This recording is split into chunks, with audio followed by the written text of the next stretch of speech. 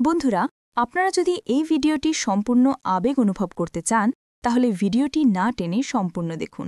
বন্ধুরা, আমার নাম হলো অর্জুন। আমি ক্লাস 8-এ পড়ি। আমার বাবার নাম হলো সুদীপ। তিনি একটি ছোট হার্ডওয়্যারের দোকান চালান। আমার মা রিমা বেশিরভাগ সময় শান্ত থাকেন, কিন্তু মাঝে মাঝে তার মেজাজ খুব খিটখিটে হয়ে যায় এবং তিনি অদ্ভুত আচরণ করেন। একদিন রাত তখন প্রায় 11টা বাজে। মা খুব অস্থির হয়ে উঠছিলেন।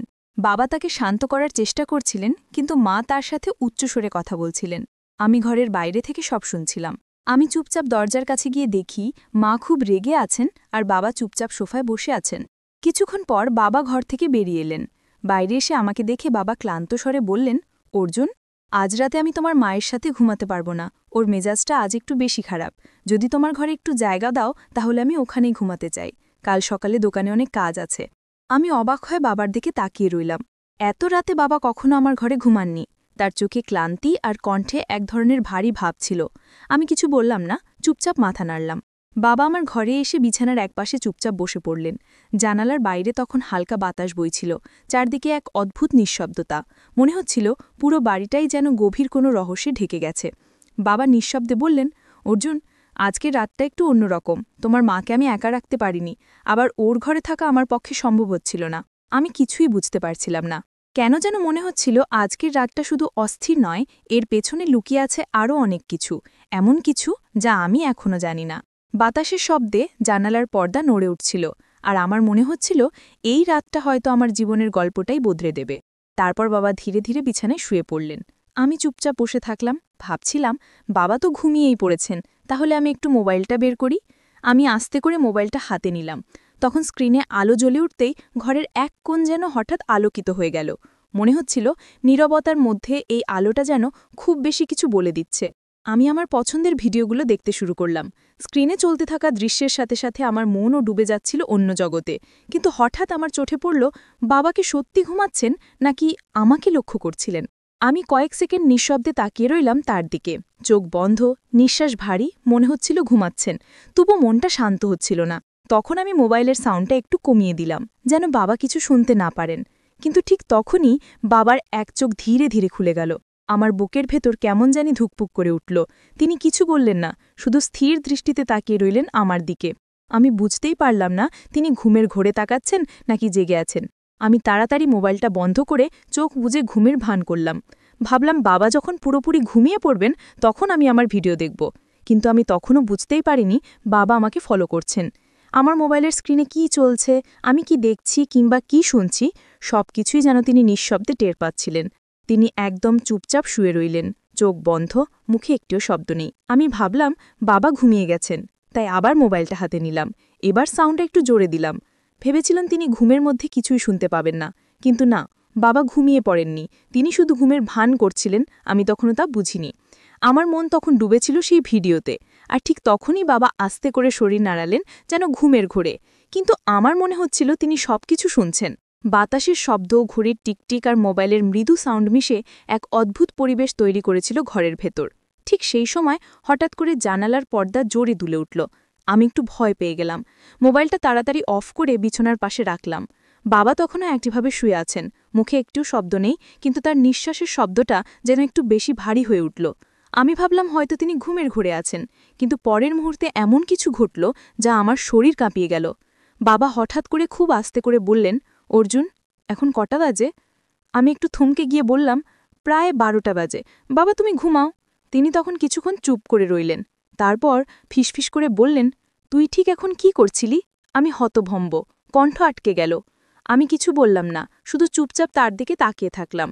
চোখে এক অদ্ভুত দৃষ্টি, মুখে কোনো হাসি নেই, শুধু এক শীতল স্থিরতা। আমি চুপ করে বাবার দিকে তাকিয়ে রইলাম। ওনার দৃষ্টি আমার চোখের ভেতর দিয়ে যেন সোজা হৃদয়ে ঢুকে যাচ্ছিল। বাবা ধীরে ধীরে উঠে বসলেন। তারপর বললেন, তুই এত রাতে জেগে আছিস কেন? কাল তো স্কুলে যেতে হবে, তাই না? আমি তাড়াতাড়ি বললাম, হ্যাঁ বাবা, আমি এক্ষুনি ঘুমাচ্ছি। কণ্ঠটা কেমন জানি কেঁপে উঠেছিল। বাবা কিছু না বলে একদম ধীরে মাথা নাড়লেন। তারপর আবার শুয়ে পড়লেন। কিন্তু ঘরের ভেতরের পরিবেশটা আগের মতোই ছিল না। বাতাস ভারী, নিঃশব্দ, আর আমার বুকের ভেতর ধুকধুক করছিল অদ্ভুতভাবে।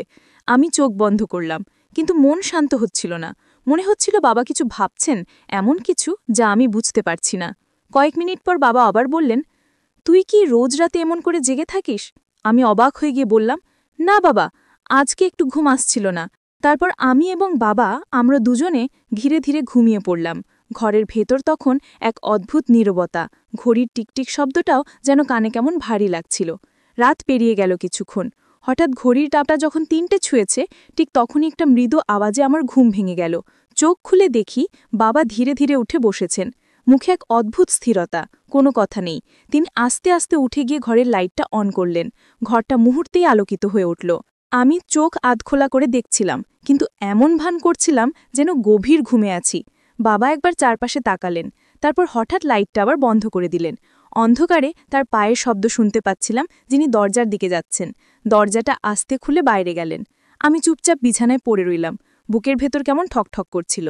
বাইরে তখন কুকুরের ডাকে আর বাতাসের শস্য শব্দে বাড়িটা আরও ভয়ানক লাগছিল। ২-৩ মিনিটের মতো কোনো শব্দ পেলাম না। মনে হচ্ছিল বাবা হয়তো উঠানে গেছেন অথবা নিচে কিছু খুঁজছেন। তারপর হঠাৎ আবার দরজার হালকা খটখট শব্দ শোনা গেল। বাবা ফিরে এসেছেন। তিনি আবার ঘরে ঢুকলেন, হাত বাড়িয়ে একবার লাইট অন করলেন, কিন্তু সঙ্গে সঙ্গেই বন্ধ করে দিলেন। আলোটা যতক্ষণ জ্বলেছিল আমি স্পষ্ট দেখেছিলাম তার মুখে এক অদ্ভুত ছায়া, যেন তিনি গভীরভাবে চিন্তায় আছেন অথবা কিছু লুকিয়ে রাখছেন। তারপর তিনি ধীরে ধীরে এসে নিজের জায়গায় শুয়ে পড়লেন।